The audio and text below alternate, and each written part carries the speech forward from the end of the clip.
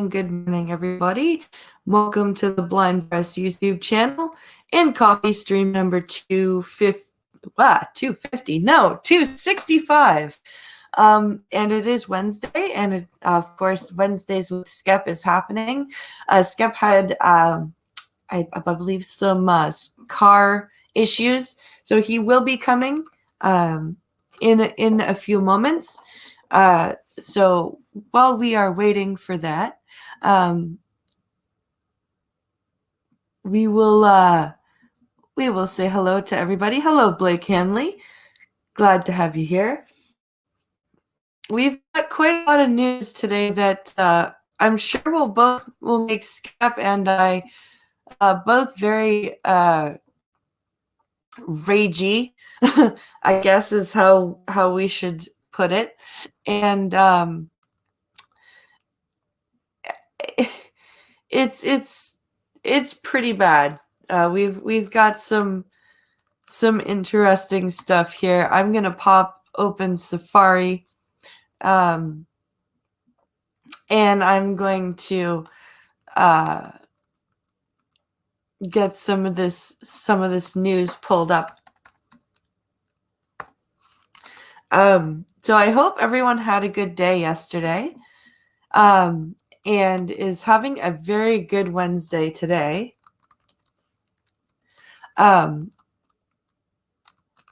We're still kind of, wow, why am I, oh boy, I apparently need to have more coffee. I just tried to retype in my username from my password. This is what I just tried to do. Okay. I'm just sorry. I'm still checking to see if Skep's backstage. All right. All right. Here we go. Into the direct messages we go.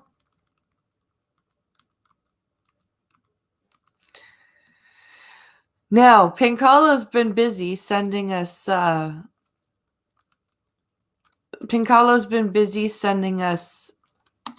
some news. He's sent some to me and to Skep Talk. But I'm going to see what he sent here.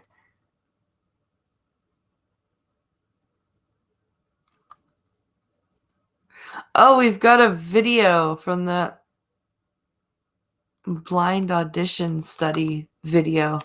I'll take a look at that in a minute.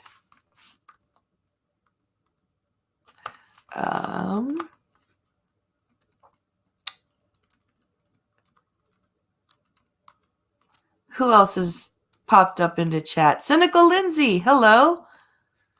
Glad to have you here.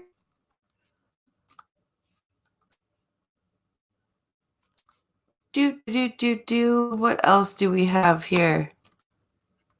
Here's the group DM with me and Skep.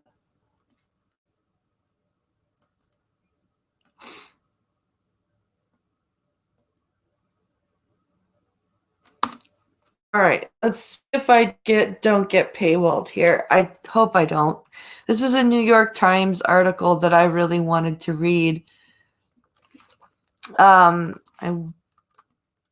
it's right along with the it's right along with that Munchausen by proxy type of crap going on with oh yeah, see, I did hit a paywall. Fuck. Okay. What we're gonna do is we're gonna find a news source for that because I want to talk about this.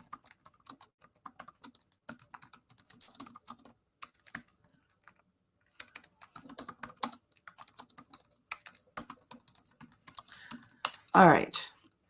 I'm just Googling the story to find a different source because New York Times paid me.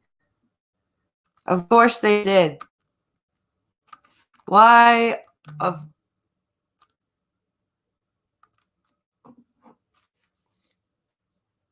I am here. Send me the link, says Skep.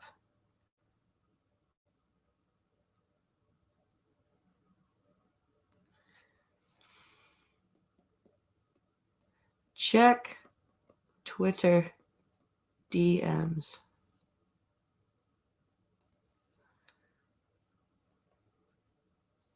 All right.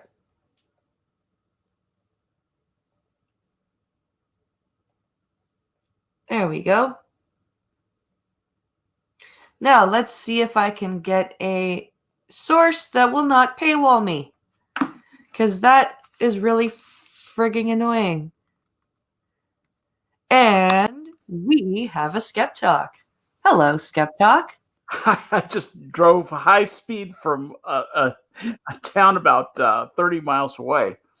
Covered 30 miles in about 9 minutes. Holy fuck. Yeah, it was going about 250 miles an hour. I had the Lexus, the high speed sports car. I really was doing about 110. I just got in, so I'm decelerating. I haven't even opened my soda yet. I just, just blasted through the door, plugged in my microphone, sat down, and now I'm here. Yes. Run. 2 minutes ago, I was driving. Wow.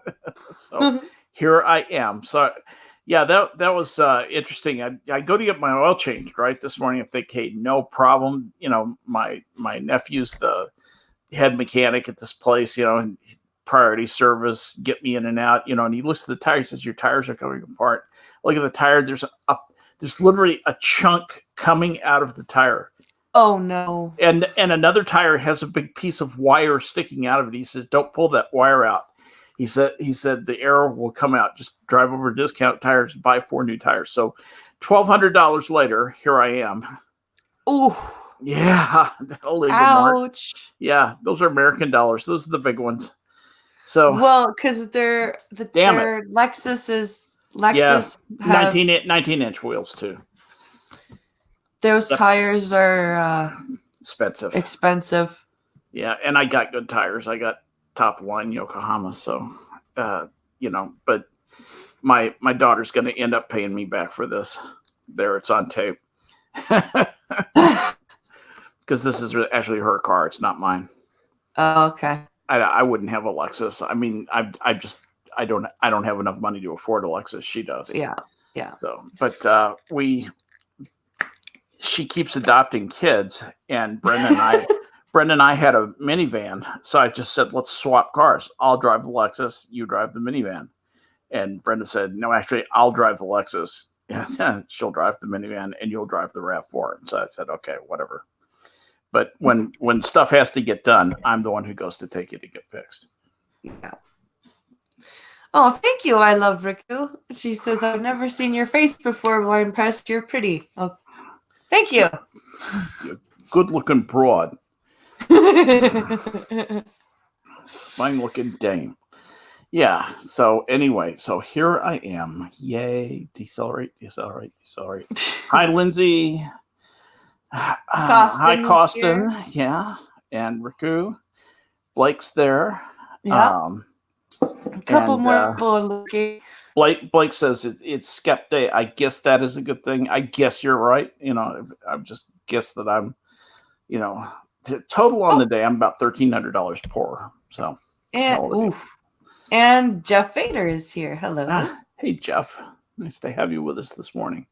So, nothing happening in the news, really. No, nothing at all. We've got this.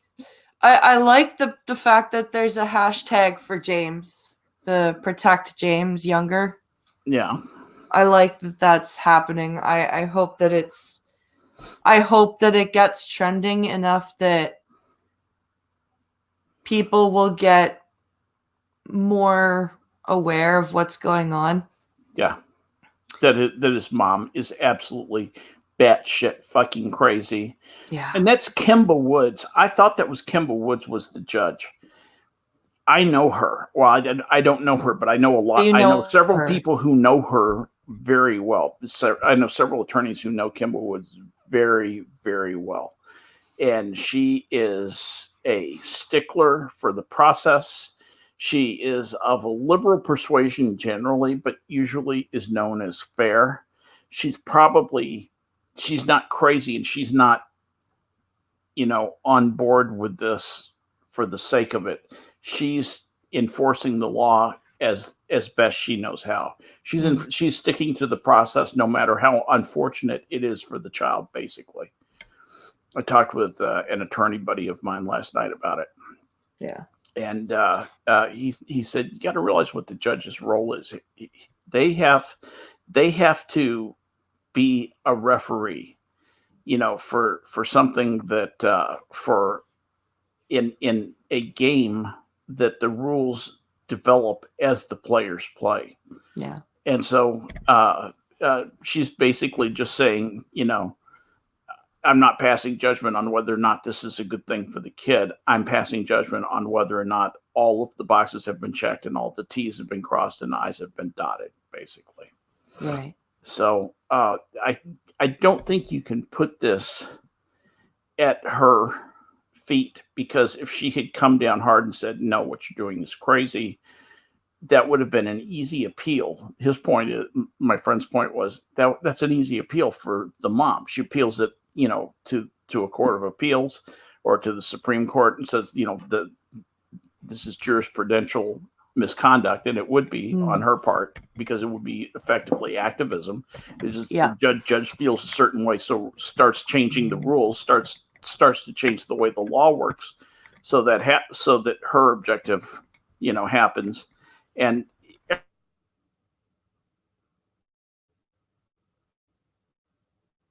uh-oh, you popped out at your am I back? You're back now. Okay. That was weird. It muted, and I wasn't even touching the mouse. I wasn't. Hands were. Your computer is hard. Yeah, what it is, it's static, probably, as much as anything. My dog just climbed up next to me. Here, I'll turn on the doggo cam. Hang on a second. Doggo cam coming up. Let's see. Do that and say hi to everybody. Say hi. Doggo. Hi. Is that Chloe? This is Juby. This is Juby.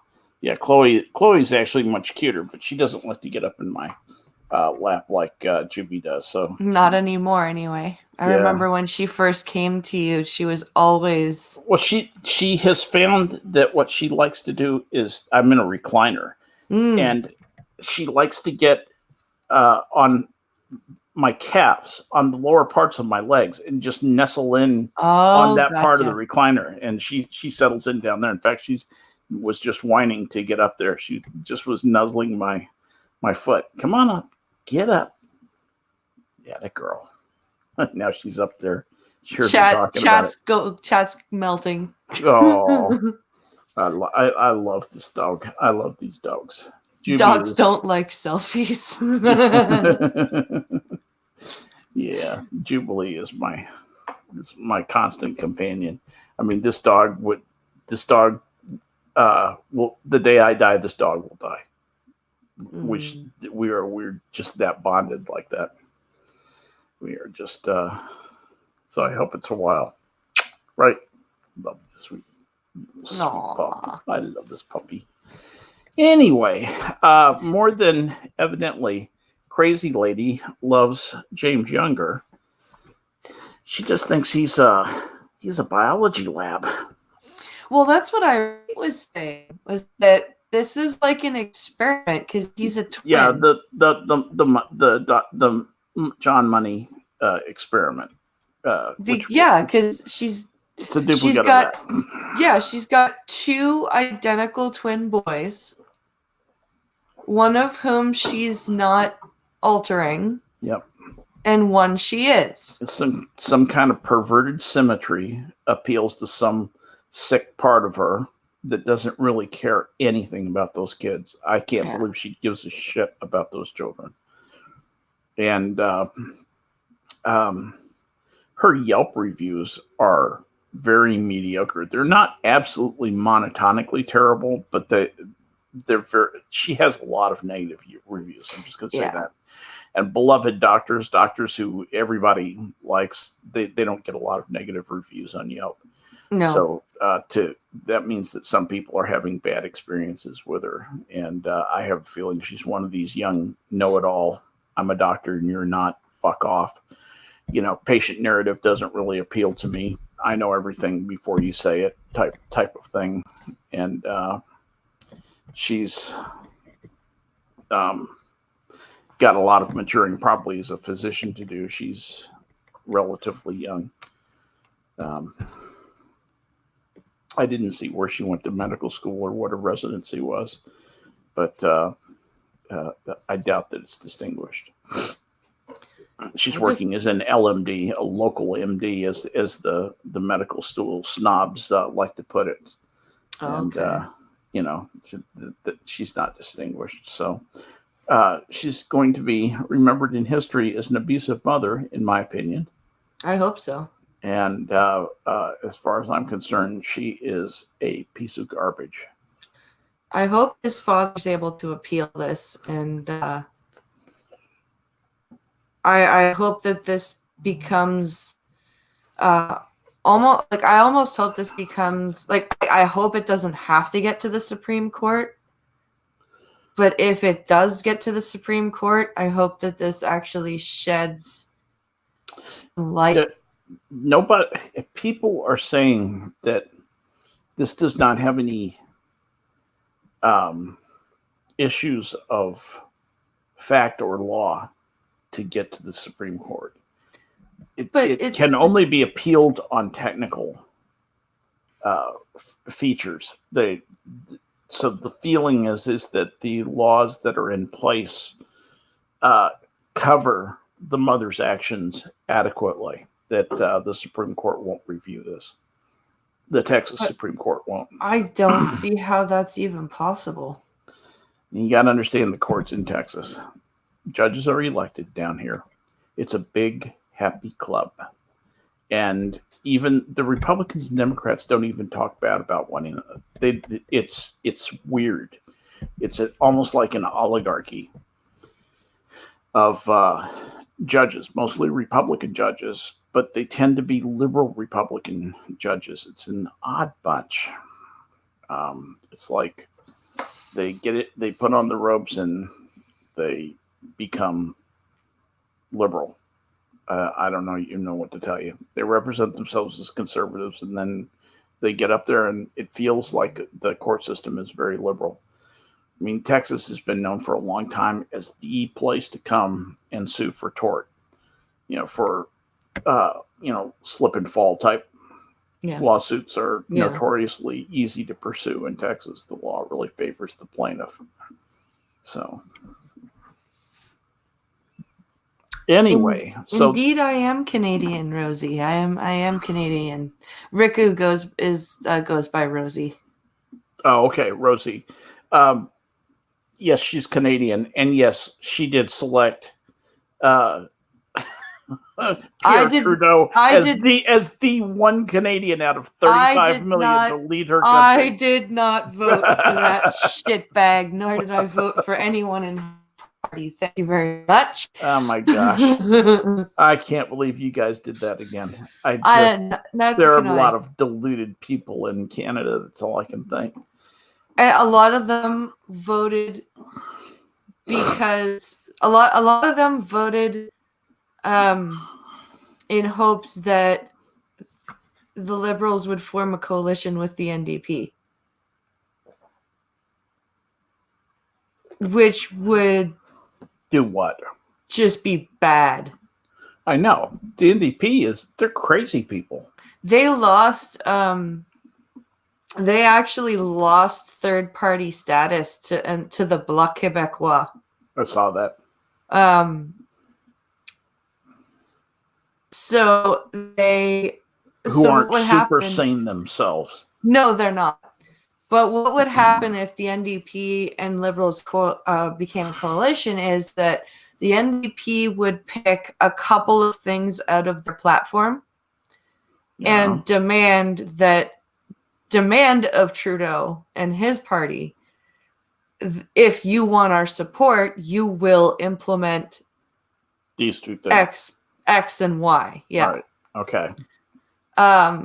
And if you don't, then we will withdraw our support, and your government will basically have no clout. Which wouldn't be a bad thing. No, it wouldn't, but we would have to go back to the polls most likely before the 4-year mark, because Pincalo thinks that we're going to have a vote of no confidence within a year, and he's probably not wrong. What he said that last night, and I didn't get a chance to ask him why he felt that way. What's his thinking? Probably because there's going to be so many things that Trudeau didn't follow through on in his first term as prime minister, and there are so many things that he wants to do. And if the NDP end up wanting to go with him, the Conservatives and the Bloc could form their own coalition. Yeah. And vote for a no confidence, because why would they vote for a no confidence vote though? Because that would force a general election. Why do they want that? Do they really think they could pick up seats against the Libs? If Trudeau continues to be so glib and stupid, like, it's very clear that Canadians decided that he deserves a majority, right? They think that for some reason, they think he deserves a second chance, but they don't think that he deserves a landslide majority. Okay. I'm an American. I'm going to just say that at the outset. I'm going to give you a little cut rate political analysis here. Here's what I think is probably going on. I think that the success of the New Democrats, such as it was, is mostly on account of very, very liberal people defecting from the Liberals. Yes.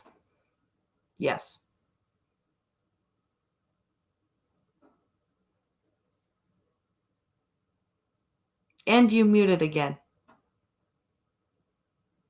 Somehow. What is that? I don't know. I'm not touching anything. And I'm not touching anything on my end either, so I'm not... I don't... I'm not, like, muting you or anything like that. Yeah. That's weird. Anyway, that's fine. I'll just keep an eye on the screen. But yeah, I don't... you are correct. Okay, so anyway, so you've got some defections from the Liberals into the New Democrats. The New Democrats are going to, put the hurt on the Liberals, and they'll probably be successful putting together a coalition. They'll give them a bare majority so they can get their stuff through. At least the stuff, I don't know if any of your stuff requires 2/3 of vote, because they won't have 2/3, but they'll have over 50%. Mm-hmm. And even if the Greens go in with them, caucus with them, it won't be 2/3. So those kinds of measures won't pass. But the regular laws, that's just 50%, right? I think it has to be the 2/3 as well. So without 2/3, you've got a neutered government anyway. You can do whatever executive actions are available to the prime minister, but that's a weak executive position. There's not a lot they can do. It's much weaker than the American presidency, for example. Oh, I see what happened. There's another control right here. Oh. There's a control on my headset. And it mutes you. What the fuck? I've been playing with my headset cable. It was muting me. Weird. Yeah, it's got a little switch on it, and it's a mute switch. Well, now you know what that does. Yeah, interesting that it actually transmits a software code. It actually transmits a scan code, is what that is that goes through. And anyway, neither here nor there. Cool, good to know. All right, stop playing with it. You're nervous. And so anyway, all right. So getting back to this. So what's happening is Canada's situation is actually getting worse, not better. Yeah. Because people are getting more and more liberal, and they're in that position where the country has just waked up and realized we can vote ourselves money. We can vote ourselves benefits.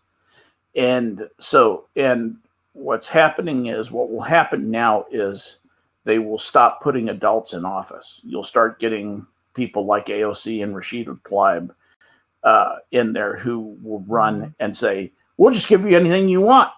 You know, there's no reason why you can't have everything you want. Rich people have it. You can have it too. We'll just print the money and give it to you. Well, that was Justin's platform during the election was, if I'm reelected, I'll give you guys this benefit and this benefit. And, the NDP wanted, nationalized pharmacare for everybody. It's like, yeah. And what about a national income? What about the people who choose not to work? Why shouldn't they have a salary too? Why should only people who choose to work have a salary? What's up with that? Yeah. That's insane. Oh, thanks, Rosie. She says, you look amazing. Don't give in. Aw. Yeah, she's right. Good for you. Mustafa's here. Hey, Mustafa. Hello, Good to see you, bud. Off to Indian country, Pincalo. Sounds fun. Indian country, and that's probably feather, not dot.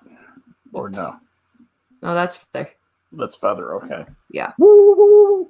Yep. He's off to deliver something to... Go make heap big wampum. Yes. Good for you, Pig Callow. Good for you. Get out there and strive, man. So anyway, so it's a bad I think it's either nothing is going to get done, or we're going to have the most socialist government that we've ever seen. Pink Callow, it's Nanticoke. Yeah, Nanticoke. He's delivering cocaine? No, that's the place or is he's he going. Anti-Coke? Okay. Nanticoke is the town that he's going to. Famous for its artichokes, no doubt. Okay. 3-hour drive for a 1-pound box. Don't let the box drive. You drive. No matter what it says. It can't drive. And that's my stepdaughter wondering what the hell is going on with her. Well, I sent her a tweet and a direct message, and I said, "You owe me $1,300." She probably is going. She knows nothing about the tires. She's been completely out of the loop. So anyway, I'll talk to her later. The Rosie says, I've always loved you because you have mind of your own. I try. For Canada, says Maniac Man. No, yeah. Yeah. Now we're really divided, right? Because you've got the people who voted conservative. They won the popular vote. Who did? But the conservatives did. So they're like. But because of first past the post, they didn't win the ridings they needed. Right. Right. So they won the popular vote, but not the ridings they needed to be in charge.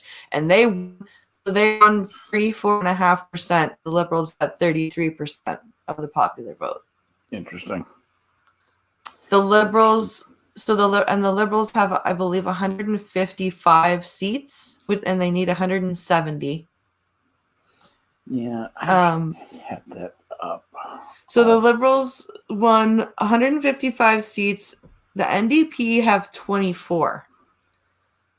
So if they coalesce, that's 179 seats.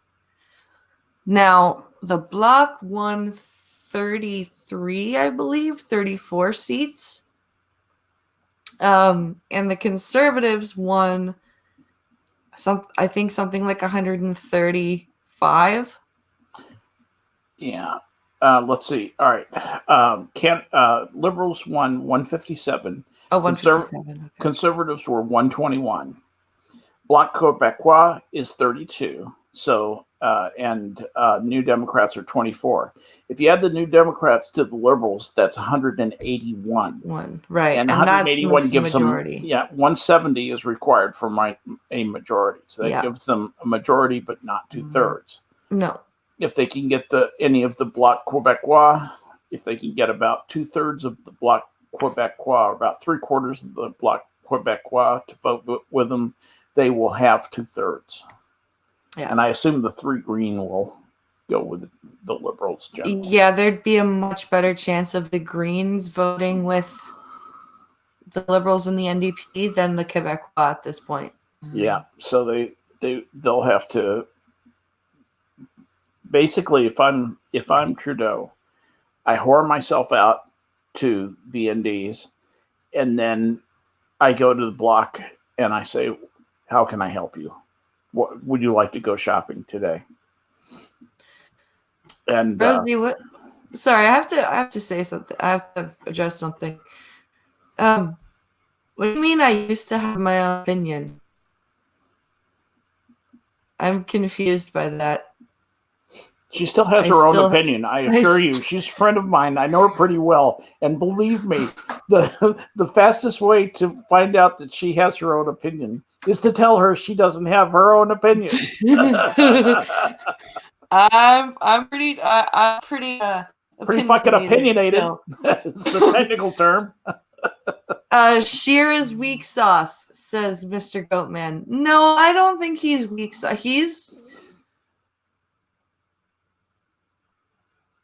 Why am I not speaking for myself? I am speaking for myself. I am very confused here. Yeah, this is not a marionette. She's speaking for herself, believe me. This is Skep and me do this on Wednesdays, and we speak back and forth to each other, and sometimes I rant and sometimes he rants, and we tend to agree on a lot of things. If what you're noticing is that I'm kind of in a ranty mood because I'm energized from all the crap that I had to do this morning. So I'm speeding a little bit and taking it out on the audience. But Blind Press is a woman of really quite profound political instincts and thoughts. And she is a capable commentator on matters cultural and political. I respect the hell out of her. I wouldn't stream with just anybody. I love this stream and love what we get to talk about. And I enjoy her mind and when she shares it with us. So I will take issue with you about her not having her own opinion. Believe me, she has her own opinion and they're extremely well informed. Just so everybody knows. You used to be a spoken voice. Now you're an echo. Dude, what are you trying to say, Rosie? Like, just start disagreeing with me. Start wearing a pussy hat. I'm all right, cool. I'm an echo. She's an echo. You should have heard me yesterday when I was all by myself. I did pretty good. I don't. Okay. I don't know what's going on either, Maniac Man. I don't understand. Hi, Moderator Marcy. How are you? There's no drama. There's no drama. There's no trauma, and there's no drama. And so let's just move on. I found another fucking Munchausen by proxy story. As if we haven't had enough of those. Oh, God. Really? It's another crazy ass mom. Hurt me with it.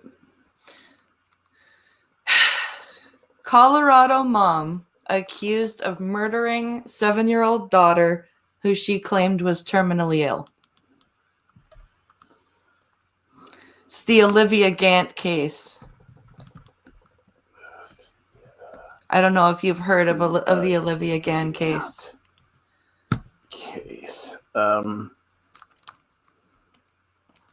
Oh, this was the Make-A-Wish thing.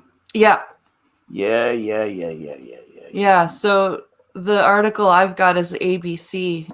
It says a Colorado woman who claimed her 7-year-old daughter died of a terminal illness 2 years ago has now been accused of her murder. Kelly Renee Turner, who is a crazy person, and she also goes by Kelly Renee Gant, was arrested at a hotel in Brandale, Colorado, on Friday after a grand jury returned a 13-count indictment against the 2017 death of her daughter, Olivia Gant. Turner is facing multiple felony and misdemeanor charges, including first-degree murder, child abuse, and charitable fraud, according to court documents obtained by ABC News. Turner, 41, was booked into the Douglas County Detention Facility in Castle Rock, Colorado. The grand jury indictment was the culmination of a year-long investigation by the Douglas County Sheriff's Office in Colorado, which began after Olivia's primary care doctor became suspicious about Turner's claims that her other daughter had been treated for childhood cancer when they lived in Texas. The doctor soon confirmed with Texas hospitals that the child was never diagnosed with or treated for cancer of any type, which then prompted concerns about Olivia's death and care as well, according to the indictment. This woman starved her daughter. Wow. This woman starved her daughter. I'm reading. Olivia's actual cause of death was not immediately clear. It was originally attributed to intestinal failure, according to the indictment issued Thursday. Her body was exhumed last year, and an autopsy found no physical evidence of that illness or other conditions that Turner claimed that the girl suffered, including seizure disorder and a buildup of fluid in cavities deep within the brain. Olivia's death is now listed as undetermined. Investigators say Olivia had been using a feeding tube and was admitted in 2017 to Children's Hospital, Colorado, where doctors said her nutrition was deficient. Imagine my shock. One doctor told investigators that Turner wanted to withdraw all medical care and artificial feeding for her daughter because her quality of life was so bad. He said Turner insisted that he sign a do not resuscitate order for her daughter. Doctors had said Olivia wouldn't be able to survive on IV nutrition, and Turner was given the option of taking her home on hospice care, according to the indictment. Olivia died a few weeks later. Several doctors were interviewed, and Olivia said Olivia did not have a terminal condition. The girl started getting treatment at the hospital in 2013 after moving from Texas, where Turner's husband stayed behind, probably relieved to be rid of this sweat beast. You ought to see the picture. She's a hog. Oh, God. The investigation into Olivia's death began after doctors at the hospital became suspicious last year after Turner brought her older daughter because of, quote, bone pain. I'll just let that sit there for a moment. According to the indictment, During the interview, investigators said Turner spontaneously brought up Munchausen syndrome by proxy. Oh, man, why would that creep into the conversation, I wonder? Wait, she brought it up? Yes. I'm not making this up. A psychological disorder in which a parent or caregiver seeks attention from the illness of children or dependents and sometimes cause them injuries that require medical attention. That has never been my case, like at all whatsoever, the pig said in an interview. During the investigation, authorities separated the pig from her older daughter to see if the girl could still report the same symptoms. The daughter has not had any additional medical problems or complaints of pain since she was separated from the pig. It is not immediately clear how old the girl is or whom she lives with now. But she doesn't live with the beast. Oh, good. Well, we don't need her to live with the beast. Wait, here, it's all clear in the next sentence. You ready for this? Sit back and get comfortable. Oh, boy.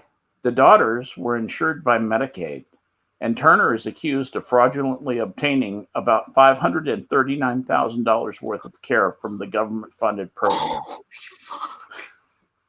Make-A-Wish Colorado responded to CBS Denver's request for comment, saying, "We are deeply disturbed by the allegations in this case and intend to follow it closely in the hope of learning exactly what happened. Our procedures for granting a wish require referrals from the child's medical team, and we rely on that assessment.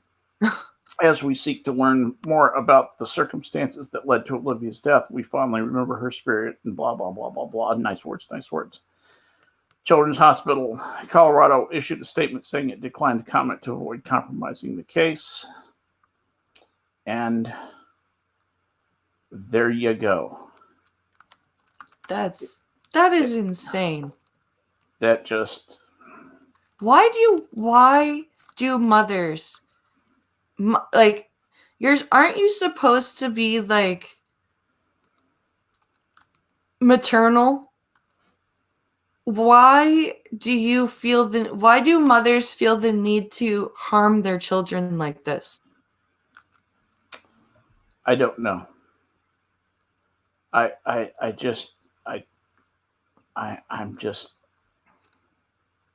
I'm hurt just to hear about this. That little child should have had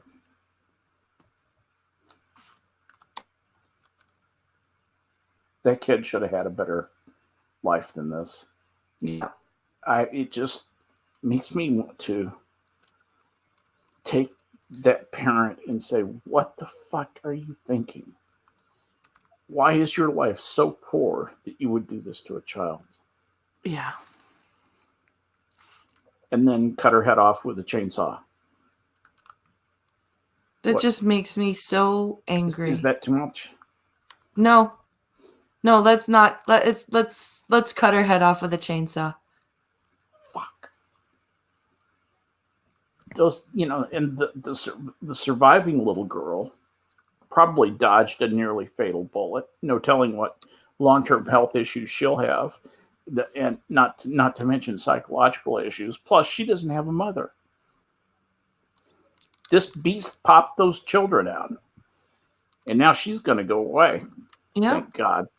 But I mean, like, between this piece of shit and that pediatrician. Oh yeah, what is going on with our children? I'm with you. I'm just, if I was sentencing these people, I would say, take a good look around this courtroom, because you are not going to see freedom.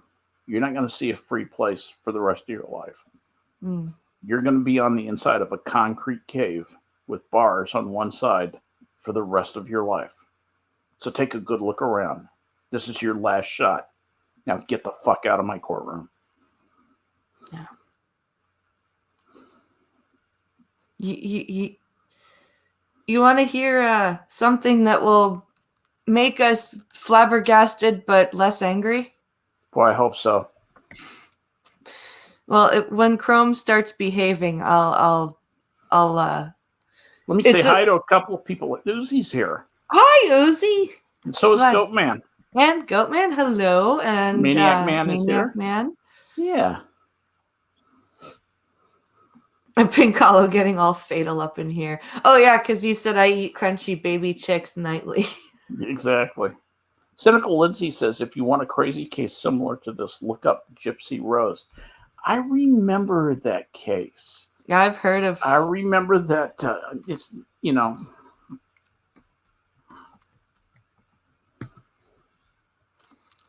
Gypsy Rose Blanchard, who killed her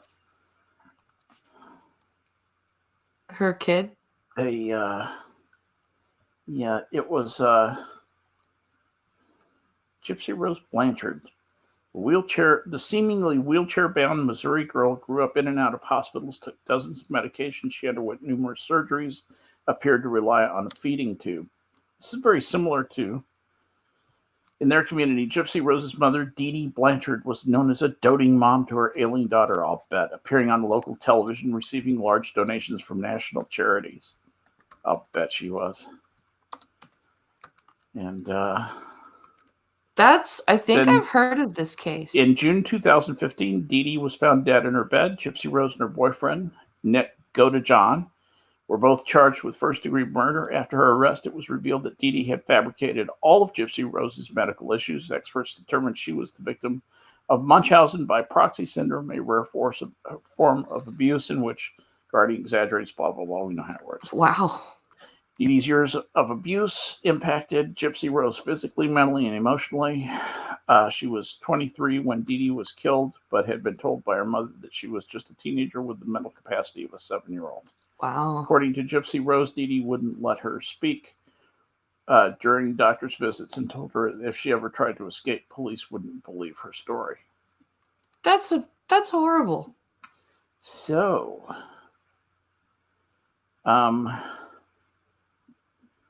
yeah. So she killed her mom. Yeah. So, Gypsy Rose, and she got 10 years after a guilty plea. Gypsy Rose pleaded guilty to second-degree murder and is currently serving a 10-year prison sentence. Godejohn, the husband, is still awaiting trial later in 2018, but he pleaded not guilty, arguing he killed Dee Dee to free Gypsy Rose. If found guilty, Godejohn could be sentenced to life in prison. He probably will be, too. Wow. So I'm just on the page of the story that I'm going to read, but it put me to the bottom of the page, of course. So yeah, exactly. You have to make your way back up. Yep. Oh my God. I hate when that happens. Holy crap. But you're going to laugh your ass off at this story. I need to laugh. Hurry. What is the story about? An all-female condo development built on the former site of a strip club. An all-female condom development? Condo. Oh, condo. That's a big change. That would be an interesting project, though, an all-female condom development. Yeah, exactly. Is it a female condom or is it an all-female condom development? It's an all-female condom factory.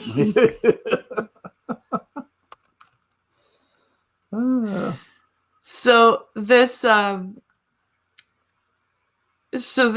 here is so this story is this condo is being built on the site of a former strip club.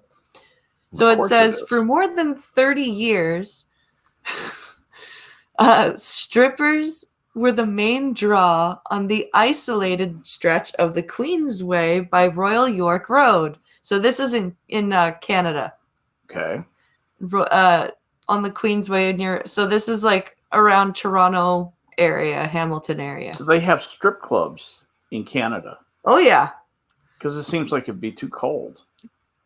But anyway, go ahead. So it's I guess they're not outdoor.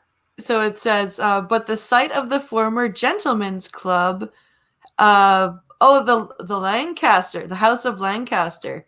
That's what it is. It's now being turned into a condo development.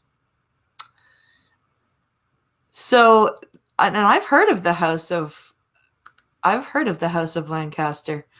The 200-unit property called Reina, or Queen in Spanish, was conceived by Jaya Cook, Director of Development for Urban Capital.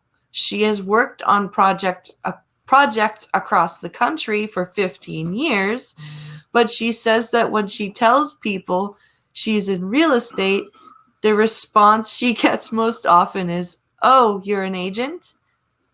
Well, yeah, that's generally when you say I'm in real estate, the most popular position in real estate.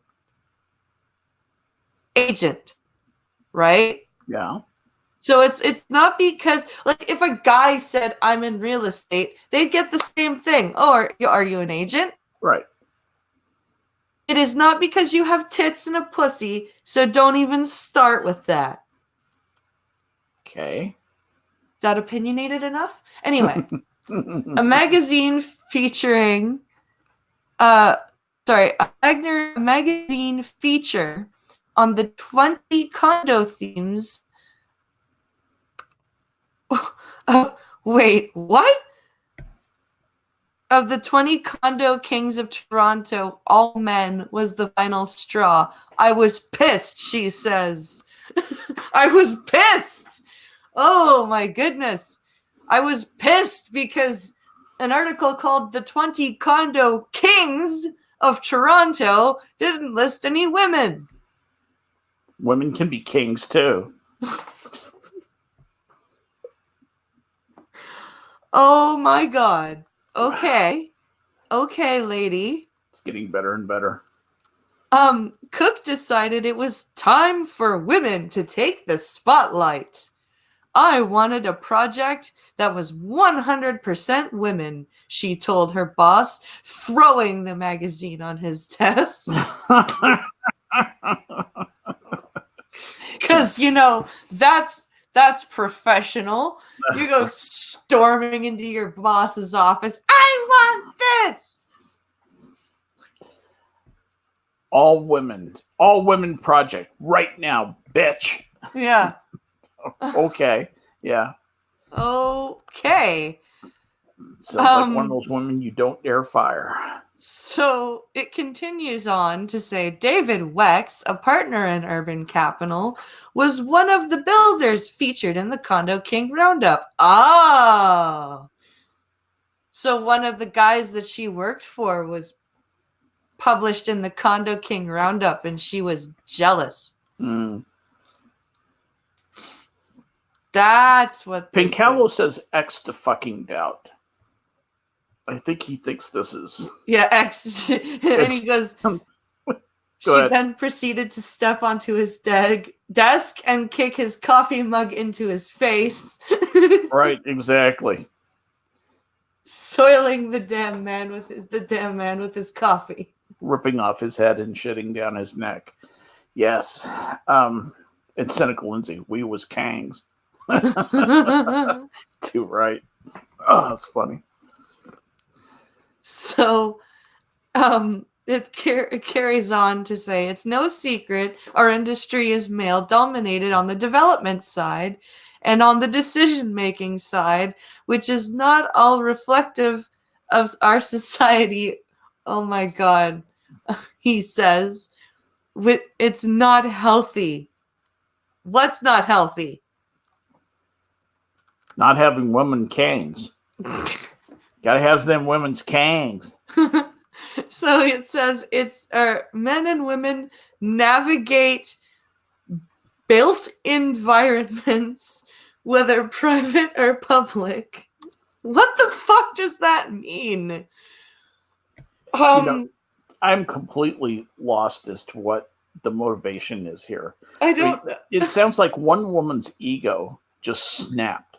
It does. And she was in a position to get some money behind her, and now suddenly they're liberating a strip club and changing it from a place where women were enslaved to the evil desires of men to a place where women's can be kanged. And are they only going to rent to women? Will they only take women's money? Well, I'm not sure. Let's move on. It says, but when women and men navigate built environments, whether private or public, very differently, apparently. Really? So it's not a matter of getting capital and putting a project plan together and now it's executing going on it. now it's going on to unpaid labor, for example, or whether child care, elder care, or domestic chores tends to be shouldered by women. That work is not necessarily 9 to 5 and is not necessarily taken. Wait, not necessarily taken what? Let me quickly scroll through what I've read already. And is often undertaken on foot. Yet, as research in Vienna in the late 1990s suggests, sidewalks were not being built to accommodate the width of strollers or Really? wheelchairs. The width of strollers. Parks lacked safe lighting and adequate seating, Of course. making women feel vulnerable using playgrounds outside of peak hours. What? You know, Pinkel brings up a good point. He says, all I think of is a bridge in Florida. Remember the all-woman designed bridge that collapsed? It was designed by a team that was 100% engineers who were women, and they literally did not do the math right. They fucked up the math. They fucked up the stress calculations and did not reinforce it correctly, and the thing just absolutely collapsed, killed a couple of people. Very nice job, ladies. Well done. So then it goes, to turn that around, the city adopted a gender-sensitive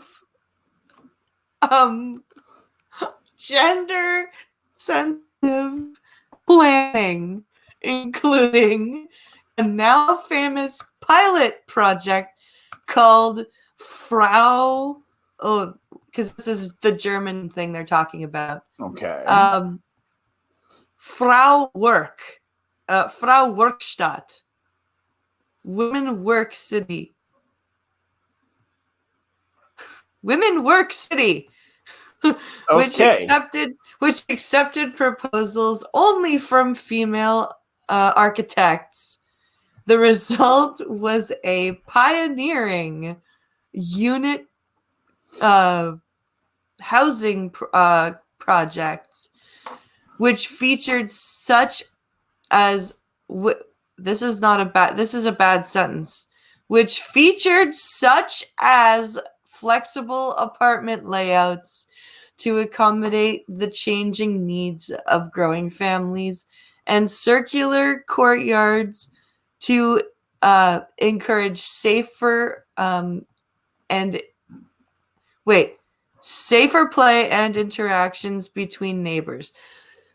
I think they've missed a few words in that sentence and a few commas. Yeah. So it says a more balanced perspective on development benefits not only women, of course, to make sure Reina addresses the needs of all of its renters, I think is what it all of its residents, Cook and her project partners, including Sherry Lorgini of Spotlight Developments, conducted a design concept consultation this summer with 175 guests, including men. Oh, well, that's nice of you. You let men come and talk to you about your designs. That's very.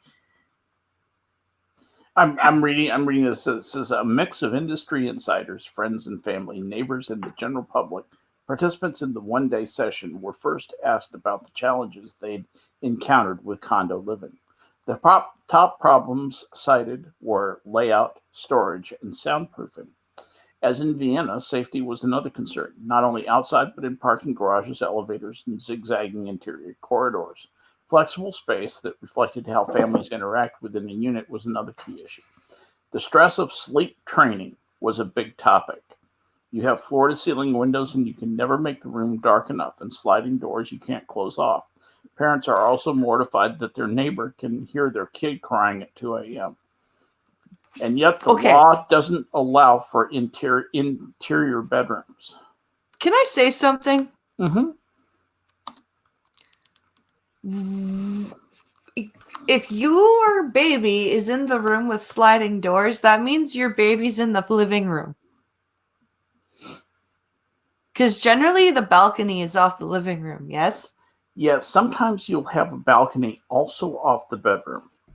You will have that, and especially in places that are trying to make use of what they call ambient lighting, they'll have floor-to-ceiling windows. Well, the least expensive type of floor-to-ceiling window to have is a sliding glass door, because they make a lot of them. You can just buy one and put it in. It's less expensive than a window of the same size. Why wouldn't you as the parent take that room and put the baby in the other room? Well, here's what they're saying. They don't allow you to have interior bedrooms. So every bedroom has evidently has a sliding glass door. That seems to be what they're saying. I can't believe that, but that's what they seem to be saying. So there's no such thing as an interior bedroom? That is against the zoning, evidently. And the reason for that is because you can't get out in a fire. It's a huge fire danger, and it really is. Particularly for young people and old people. I don't know, because I don't know how your zoning laws work in Texas. It probably goes by city. In Texas, we don't got no stinking zoning. But I mean, there are interior rooms. Like, they all have windows, right? I actually misspoke. I shouldn't have said zoning. It's the building code. That's what I was trying to think of. Not zoning laws. Building code laws. We do have some building code laws. We don't have a lot of zoning in Texas. We have big, wide open spaces, and we let people do what they want to do. But anyway. Because, I mean, like, we've got to... Because the way our house is, we have 3 bedrooms upstairs, right? Mm-hmm. And the back bedroom has a sliding glass door to the back porch. But we didn't put the kids in that room, right? Like, that's just... But we have... Like, I don't understand what they mean by interior rooms, because to me, every room's got a window that goes outside. So, like, I don't understand what she's... So, basically, what she's saying is they want to have... we're looking at options to really make the second bedrooms kid-friendly by making it a blackout environment that is soundproof. So they want no windows or windows that can be blacked out completely, and also have them be soundproof to where the second bedroom is not, up against somebody else's apartment. Okay. And that tells me that this is probably fairly low-cost housing. See, thanks to input on RENA, the property will also include stroller parking on every floor, a gym with a glass wall overlooking a playroom, and a spacious interior courtroom with a play structure. I'm sorry, but I ain't leaving my stroller out of my apartment. I was just going to say, it sounds like a great place to go stroller shopping. Oh, me. I seriously, like, especially because we lucked out. We got a Schwinn stroller. It was freaking $360 stroller on sale for $100, and it was the last one. It was the floor model. That's a score. It was. We were like, we bought that before Alex was born, and we still have the damn thing. Oh yeah. It's a beast. Oh yeah, you can use it as a second home. If I lived in an apartment and building and there was like, oh, you could park your stroller outside, I'll be like, no. Negative. It will fold up and stay in my closet. Thank you very much. Yeah, exactly. That's just stupid. Yeah. Like I said, great place to go stroller shopping. Yeah. Let's see. The design consultation raised the profile of the women involved in the project, too. Many men have reached out to me about hiring women, says Cook. Little sparkles going around her head. She adds, one of the best emails I got was this guy who works in construction. After reading about Rena, he said, I just had a daughter. I see the world totally differently. Thank you. How cool is that? And then everybody clapped. Extra doubt. Extra doubt that ever happened. So, as for the fact that Rena is being built on the site of a former strip club, Cook says, we picked the site because of its great location, beautiful tree-lined streets, excellent schools, and it was a way to trample on masculinity and laugh at the horror show that men have become in modern day. No, I'm just kidding. In close proximity to both downtown and the major highways. But we can't deny that there was definitely a strong female energy on the site before us. A strong female energy. I don't even know what to say. The twerking energy was still in the ground. And then the last line of the article is just the most pukingly simpering. We hope to bring that forward in an empowering way. Really? Really, truly? That's what I have to say to that. Yeah, that's here's the problem with, I watched a TED Talk. Got up early this morning, couldn't go back to sleep, so I watched this TED Talk that was from an exercise kinesiologist, and she was pointing out the fact that women are not small versions of men. Women are different from men, and she pointed out that men and women have different nutritional needs. Yeah. And it was in front of a very woke audience of feminists. Dear. And they did not like it at all. You should have heard the mutters in the crowd, when she was pointing out that, and when she got to the part about how menstrual periods affect the nutritional needs of a woman, and how they have to eat differently during their periods, boy, there was almost riotous anger in the audiences. She was just pointing out physiological facts. Yeah.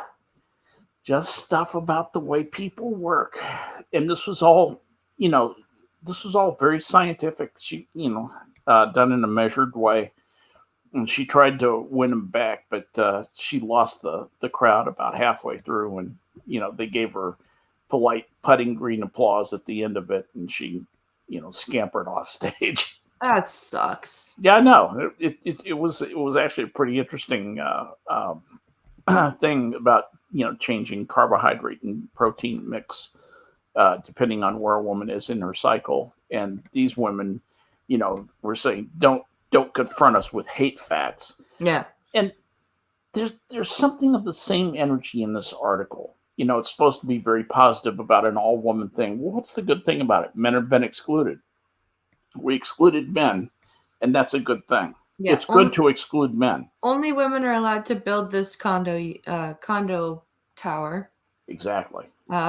So no work contract for you men on this job. And I hope they find the women to come in and mix the cement and put up the wield those 10-pound sledgehammers that you have to slam into the giant wing nuts at the bottom of a cement mold scaffold to put up some of the complicated stuff to build something like that. Those are big husky men who do that job. Yeah. who wield those hammers for 8 hours a day. Let me tell you, I've been on the stupid end of one of those hammers. I know how hard it was, and I was a 19-year-old college kid, in my prime. It there's not going to be a lot of women on the building crew. You know what pisses me off is the women who go in go to build construction, and they go and they buy the pink hard hat and the pink vest, right, and the pink tool belt, and it's like, just no, fucking no. Just...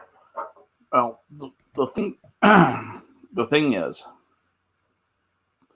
I did have to provide my own hard hat, my own boots, work boots, and my own work clothes and so forth, my own gloves.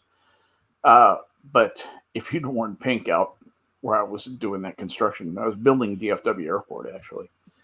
That's how old I am. If you'd gone out there in a pink helmet, you just would have got the shit beat out of you. I mean, it just would have been a nonstop fight. But the other thing that happens with women in construction is they get all the safety observation jobs. Yeah. They basically get the soft jobs because they cannot physically do the work. Most of them. Well, it requires a lot of upper body strength. And I'm sorry, women biologically don't have the same upper body strength as men. And their arms aren't built right. Their arms are built for carrying children. It's too bad, but that's just the way it is. Evolution's a thing. Yep. And they're socketed, and the muscles are built for slow twitch in endurance style muscle tissue, and not for the fast twitch. Heave ho, lift the heavy weight. That's what the men do. Just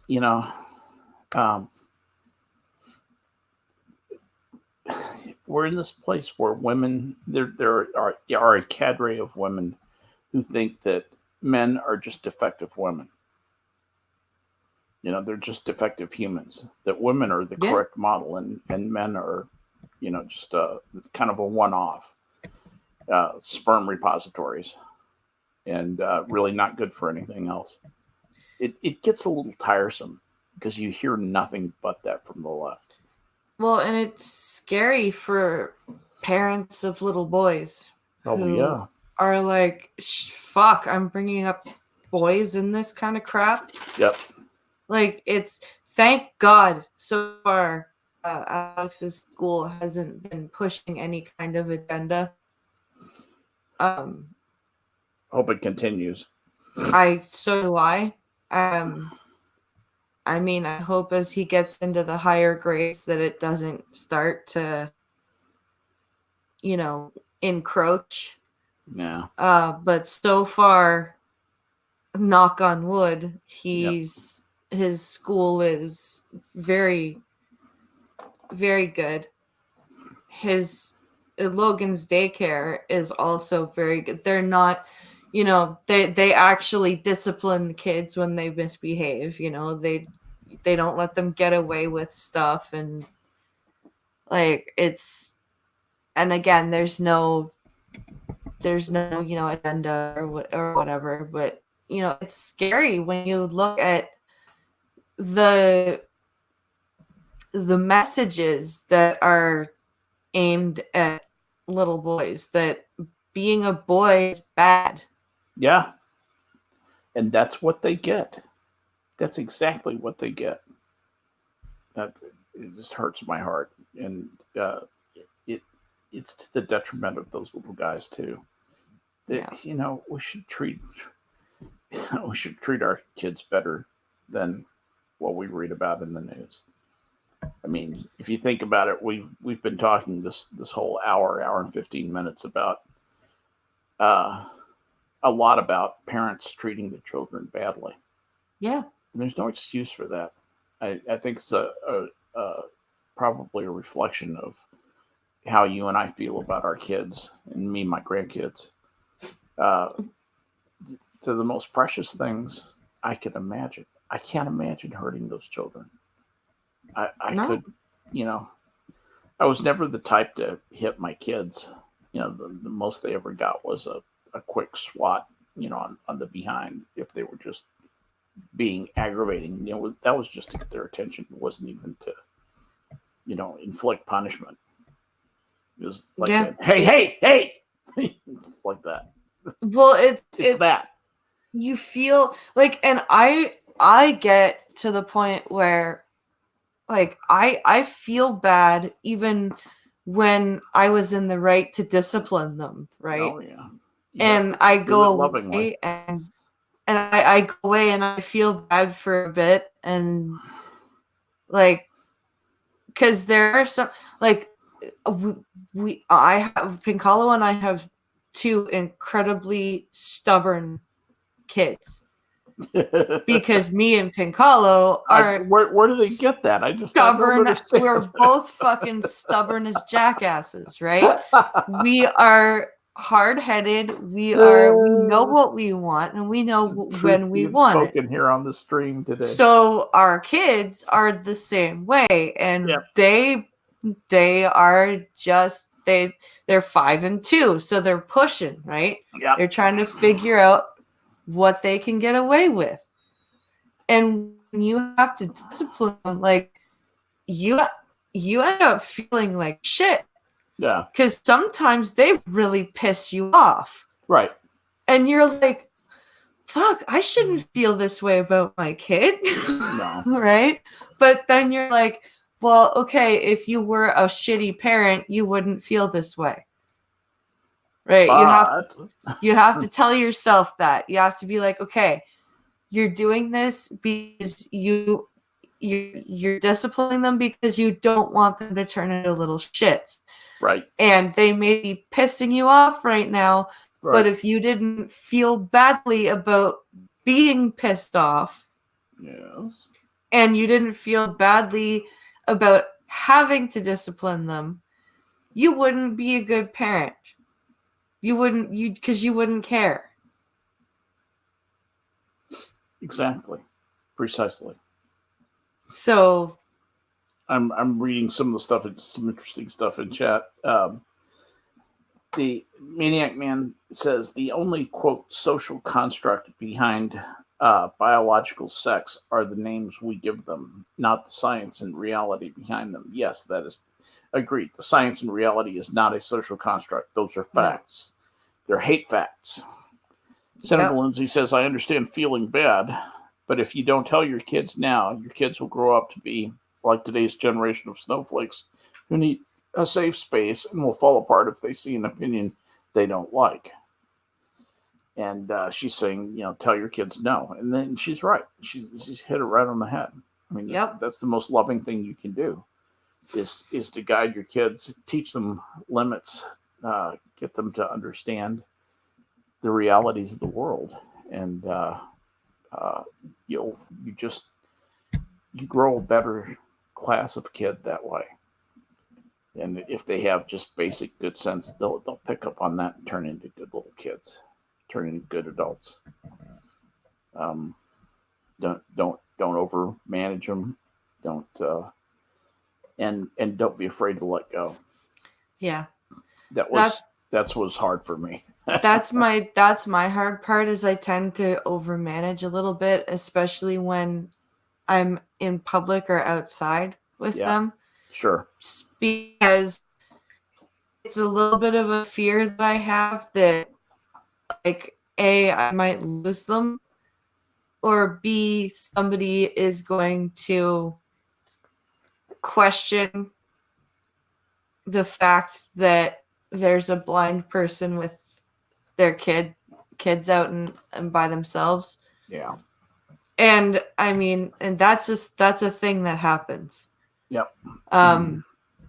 There are people who think that they're doing good, right? And they make anonymous calls to the police or CPS and say there's a blind lady, like, especially if, I'm constantly making sure Alex is okay, because if he falls, somebody might think, like, that's a thing that's in the back of my head, and it's an anxiety thing that I have. That'll get better with time. It's not as bad at school, like when I'm watching them at the school playground, because Yeah. the teachers know me and a lot of the parents know me. Yes. But if I'm over at the park, like that's not attached to the school, that has more people that don't necessarily go to his school, it's a little bit more, a little more worrisome. Sure. Lindsay says, I would not be the person I am today if it wasn't for my parents. I'm so grateful I've been given the perfect balance of discipline and freedom. I can see that. I mean, I don't click with just everybody, and Lindsay is somebody who I don't disagree with. I don't think I've ever disagreed with anything she said, and she seems rational. I don't know if that's a concern for you, Lindsay. But I enjoy your commentary and enjoy times when I've streamed with you, and I think you're very well adjusted. You know, fun, have a sense of humor, and also responsible. Those are things I look for. Those are the people who. Those are the characteristics that grace my friends' personalities. We tend to be a jolly group, by and large. Laugh at the world a bit, but also take it seriously when we need to. And let's say, yeah, we all try to be rational. Lindsay says I try to be rational. I try to be rational too. I also try to have a little bit of fun while we're doing. And we should have Lindsay on one of these times, like next Wednesday. We should. If she's not working, we should have her on. I threw the link at Irate in the last 20 minutes of yesterday's stream because I wanted to hear his opinion on the psychology of the James Younger case. Oh, sure. So and that's when he was saying about the experimentation. I had forgotten about the John Money case. He reminded me of that. Yeah. And that's a perfect parallel to what the crazy pediatrician in Coppell, which is that's a donut land. You know, the people have lots of dough and they're all nuts.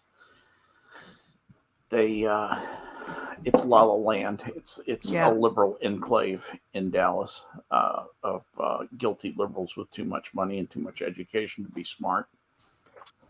Oh, goody. Yeah, you know the type, the effete, the John Kerry types. Yeah. Just nauseate you to talk to them. They talk down to everybody. Anyway, so let's that's kind of what's going on in the world. This says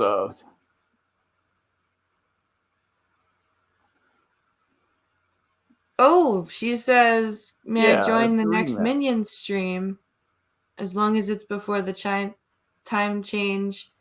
I'm available to be up late Friday and Saturday nights. How about Wednesday night? Because we're streaming tonight. That's Skep's night is Wednesday. If you want to be on, let me know. DM me, Lindsay, and let me know. I would totally love to have you on tonight. That would be wonderful. Are you going to be available, hon? Yep. Great. If you, Prospero, if Lindsay could join us, that would be awesome. Yeah, she thinks she can make it tonight. Cool. Sweet. Yay. Hooray. So, my God, it's going to be an estrogen festival. Let's see if Irate will come on with me. But yeah, that'd be fun. That'd be fun. Get some sausage to balance things out. But let's see. That's Prospero, you, Lindsay, me. If Irate came on, it would be 5. And sometimes I reserve. That's 5 pretty solid yackers. I think that might be a quorum. Yeah, I think that's probably good. Because if you have much more than that, what happens is people start to feel shut out and they don't have a good time. So, yeah. Let's do that. All right, count on it, Lindsay. You're penciled in. You're on for tonight. Yeah, we'll have some fun. And boy, you've spent another hour and a half of your lives with Blind Press and me. We have. Well, we've got 5 more minutes. Well, we do have 5 more minutes. So guess what I found? What did you find? On YouTube, I have found most of the Anne McCaffrey Hearn audiobooks. So I don't have to buy them off of Audible. Hooray. So it's a price break then. Yes. That's wonderful. So I've just, I'm working on, I'm rereading because I've read a lot of them. I'm re-listening to The Master Harper of Pern right now. Okay, that's the next thing that I have to read. Oh, you're going to love it. Because it's all about Robinson growing up and becoming Master Harper. Oh my God, are you kidding? I should have read that first. And it so what it does is it starts from when he's born and it ends just at the beginning of Dragonflight. Really? Okay. Yes. Very cool.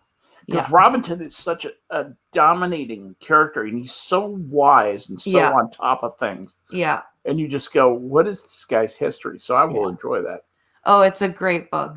I loved his character in Dragonflight. Yeah, Robinson's amazing. Yeah. Yeah, it's aside from the top 3, my top 3 favorite characters in those books are Flar, Lessa, and Robinson.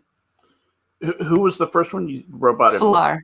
Oh yeah, Flar is awesome. Flar, Lessa, and Robinson are my 3 top favorite. Did you say Lessa? Yeah. Yeah, Lessa is one. I love Lessa. Those are my 3 favorites also. That's exactly right. Those are the awesome characters in that. Shouldn't give spoilers because obviously it implies that they survive to the end. And not everybody does. No. People die in Anne McCaffrey novels, and but it's not random like Game of Thrones. It's not random and hateful. And it's not like overdone either. No, it's not overdone, and it advances the story when they die. They die for reasons. What a concept! Yeah, it's not. Well, life's tough. Oh, really? Okay, that's it. That's why this major character died. Yeah. Okay. Just died. She's a good writer. I really like Anne McCaffrey. I don't like George R. Martin. No, I don't either. I don't like the show. I don't like the show. I don't like his books. They're unreadable. I've watched 2 episodes of the first season of Game of Thrones. Yes.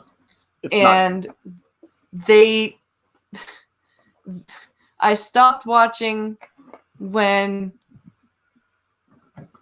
the wolf, one of the dire wolf, got killed, and I was like, no, that's not okay with me. Yep. So yeah, that was he writes fantasy for people who are not fans of fantasy, who are not fantasy nerds. If you're a fantasy nerd, I don't think you'll find George R. R. Martin very satisfying. It just, it's irritating. He does these data dumps, and he dumps all the data at once. There's like this 15-page section where you better memorize that whole section because that's the only place you're going to be told how this world works. And he just dumps it all out, and then he just blithely goes on and assumes that you know as much about it as he does. Hate that. Yeah, it's ridiculous. Yeah, it's I don't like to feel irritated when I'm reading or like I'm having to study calculus. Yeah, it's painful. Just death for death's sake is... Death just to, it's like to make a splash. Things are getting boring, so major character dies. And for some silly reason. Even in the Douglas Preston Lincoln Child books that I read about the FBI agent who studies and solves serial murder. Mm-hmm. And it's like really bizarre serial murder. Yep.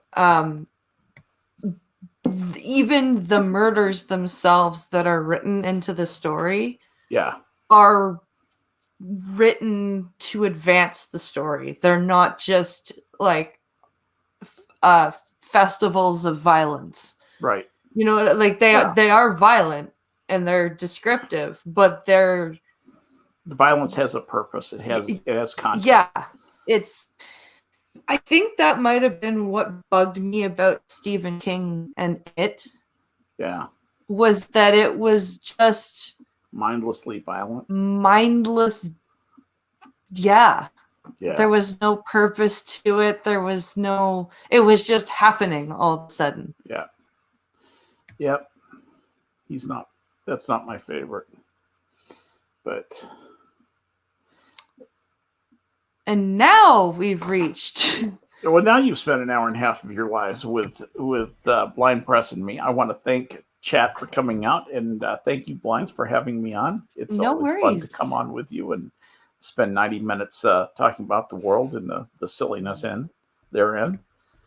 And Lindsay, this is true. She goes, this could be an interesting conversation for tonight. Yes. Yeah, we'll pick it up tonight, I'm sure.